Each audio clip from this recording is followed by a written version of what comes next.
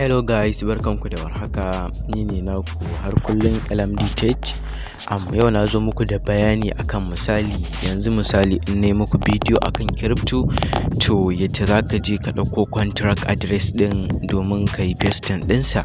Sabida abin da ya sa in muka ɗora shi a description na bidiyo baya yiwuwa mutum ya copy ɗinsa. To shine muka kawo wannan hanya.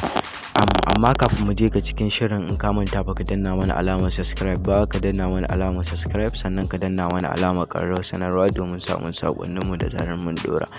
Kai tsaye abin da za ka yi, za mu ajiye muku link, wanda link ne wanda zai kai ka zuwa ga pejinmu na Facebook. Idan muka ajiye maka shi sai ka danna ka shige shi. Za mu ajiye muku shi a description. In ka danna ka shige shi kamar haka. Bayan ya kawo ka kamar haka, misali ga posting ɗin da misali muka yi, to sai ka duba cikin comment section ɗinsa na link ɗin da ya kawo ka.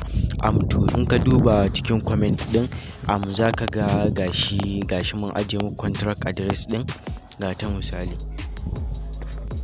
Bayan ka contract address ɗin namu kamar haka, kakkamanta kai mana liking ɗin bidiyon mu kamar haka, ka danna mana alamar like.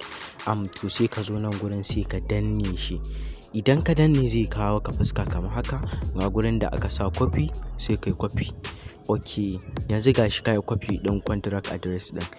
In ka ga dama kai mana comment sai kai mana comment, ka ce mana good ko wani abin dai. Duk muna godewa. In ka dawo daga baya, kakkamanta kai mana liking ɗin, ka yi following ɗinmu a pejin, sabida yanayin wani zubin ko da mun saki bidiyo YouTube channel ɗinmu ta samu matsala, za ku gani a cikin pejinmu na Facebook. Mun gode. Kar ka manta, idan baka danna mana alamar subscribe ba, ka danna mana alamar subscribe, sannan ka danna mana alamar ƙararrawar sanarwa domin samun saƙonninmu da zarar mun ɗora. Mun gode.